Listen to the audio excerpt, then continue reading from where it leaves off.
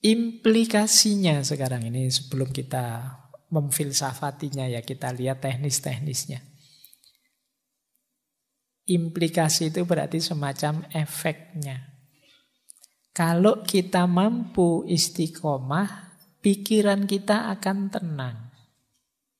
Kenapa? Sesuatu itu kita istiqomahi kan berarti kita sudah mantap. Kalau sudah mantap kan kita tidak perlu berpikir panjang lagi. Pikiran kita tidak perlu merenung tentang itu lagi. Kita tidak perlu mencari informasi tentang itu lagi. Kita tidak perlu membahas pro kontra tentang yang kita lakukan. Kita tidak perlu mikir istikharah mana yang kita putuskan. Kalau sudah kita istiqomahi berarti sudah mantap. Pikiran sudah lebih tenang. Kita sudah mengalami sendiri, menjalaninya langsung. Jadi implikasinya istiqomah pada pikiran jadi tenang. Jadi ilustrasinya kayak orang kalau menikah itu loh. Sebelum menikah kan pikirannya macam-macam. Sudahlah nikah saja, jalani lebih tenang. Ya tetap ada masalah, tapi kan tidak segalau waktu belum nikah. Nah, istiqomah kan juga begitu. Dijalani saja, dirutinkan, nanti pikiran jadi lebih tenang. Sebelum dijalankan kita kan masih gamang, galau, berpikir ini, berpikir itu, ada pro, ada kontra. Jadi lebih capek. Tapi begitu kita istiqomai, oh seperti ini toh rasanya. Kita pikiran terus tidak banyak tanya lagi. Ini implikasinya. Jadi kalau ingin tenang, kadang-kadang ada baiknya wawasan-wawasan yang mungkin di pikiran kita masih kacau balau itu ya ayo kita tinggalkan, kita istiqomai menjalankan yang mantap saja, kita yakini saja dulu. Nah ini level pikiran. Yang kedua level perbuatan. Level perbuatan kalau kita istiqomah biasanya tambah mantap dan tambah mudah. Awal menjalani sulit, tapi begitu kita istiqomah tambah gampang sekarang. Jadi itu untungnya orang istiqomah. Pak saya ngajinya belum lancar ya Pak, saya pingin kursus lagi Mungkin itu bagus, tapi kursus tidak dipakai sama saja, mending kamu istiqomahi ngaji, lama-lama lancar. Jadi semakin diistiqomahi biasanya semakin mudah. Kayak kalian lah, latihan ngomong di depan orang banyak. Itu daripada kalian beli buku banyak-banyak tentang cara ngomong di depan orang lain. Mending latihan saja langsung ngomong. Nah, tambah lama akan tambah mudah. Mungkin pertamanya pelegak-peleguk masih. E-nya masih banyak. Begini, E-nya banyak. Jadi kalau E-nya masih banyak masih harus sering latihan. Nah, saya juga dulu waktu ngaji filsafat awal-awal mungkin ya banyak E-nya juga. Tapi kan karena sudah sampai sekian ratus sesi ya jadi lebih lancar sekarang. Jadi maka istiqomai sesuatu. Kalau ada kesulitan istiqomai. Kadang-kadang jalan istiqomah yang berulang-ulang itu tiba-tiba terbuka. Itu yang tadi disebut hidayah. Yang tidak terduga-duga. Mungkin di luar konteks usaha kita. Tapi itulah kuasanya Allah. Kita dapat kemudahan karena istiqomah. Oke, baik. Jadi yang pertama itu. Kita lebih mantap, lebih mudah. Yang kedua, kita mendapatkan makna yang lebih dalam. Dibandingkan sekedar menjalani sekali-sekali atau malah tidak menjalani, hanya ngerti teorinya saja. Dengan menjalankan secara istiqomah, kita semakin menghayati. Semakin ngerti maknanya. Ini yang tidak bisa diperoleh oleh orang luar, outsider. Orang yang hanya lihat saja akan sulit menangkap kedalaman. Dia bisanya hanya lihat gejala. Misalnya kalian tidak pernah pacaran, menilai orang pacaran itu hanya lihat gejalanya. Menurut saya Pak, pacaran itu hanya bikin repot saja, bikin ribet saja. Menghabiskan waktu, menyusahkan. Karena kamu lihat dari luar.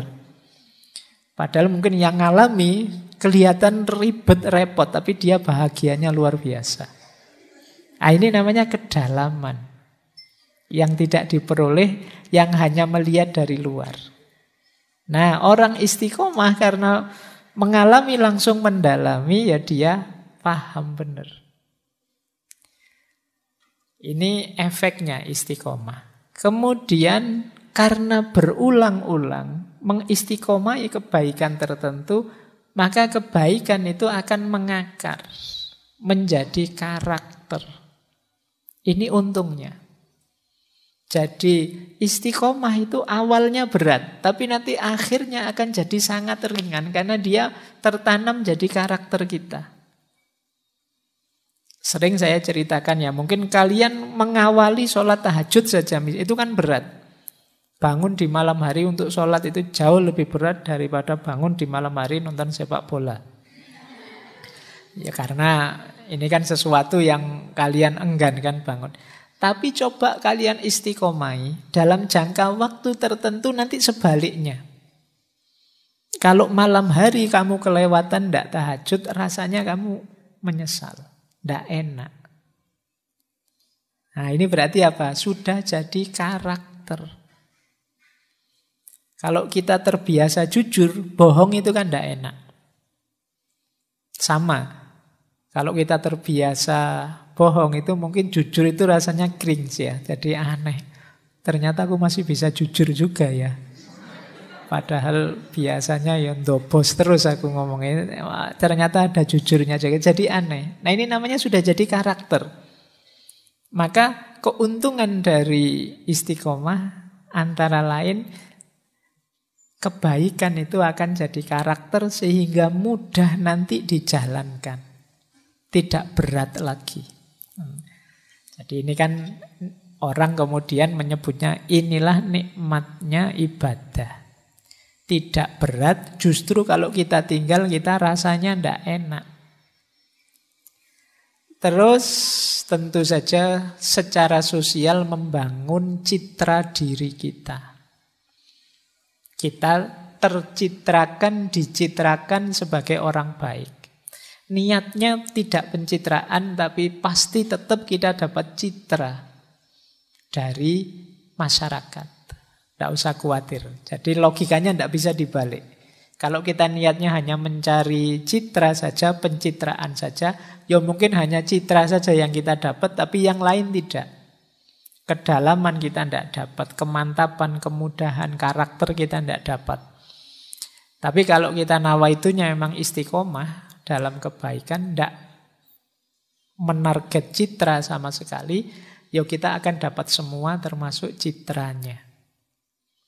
Nah ini implikasinya istiqomah. Yang ketiga, yang spiritual. Orang itu kalau mengistiqomai kebaikan, maka kebaikan yang dia istiqomai itu paling tidak akan berfungsi 5 secara spiritual. Yang pertama fungsi tawajud. Tawajud itu dia akan membawa kita pada kesadaran mengenai yang maha wujud. Membawa pada kesadaran ilahiyah. Jadi ketika kita jadi orang baik, jadi orang benar, kebaikan, kebenaran yang kita jalankan itu akan membuka mata kita, lahir maupun batin, tentang hadirnya Allah. Ini namanya fungsi tawajud. Yang kedua, mengistiqomai kebaikan akan berfungsi tajarrud. Tajarrud itu berarti sekarang kita sibuk dengan kebaikan, berarti yang tidak baik menyingkir semua. Yang duniawi menyingkir semua. Ini kita jadi tajrid.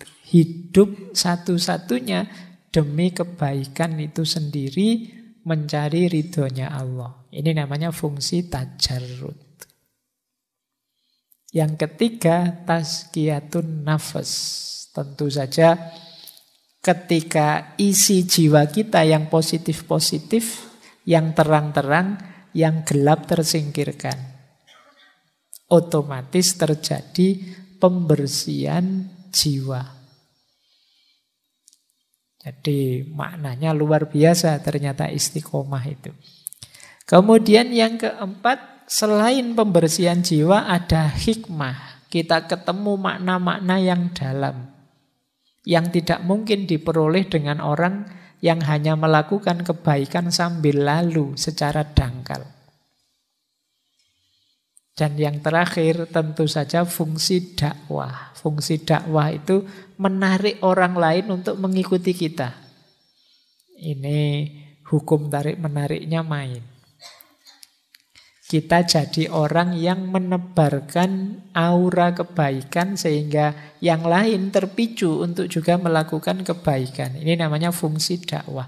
Wah, temanku ini tiap hari ngaji terus jadi ndak enak. Ya sudahlah, sekali-sekali aku juga pengen ikut ngaji. Ini fungsi dakwahnya main.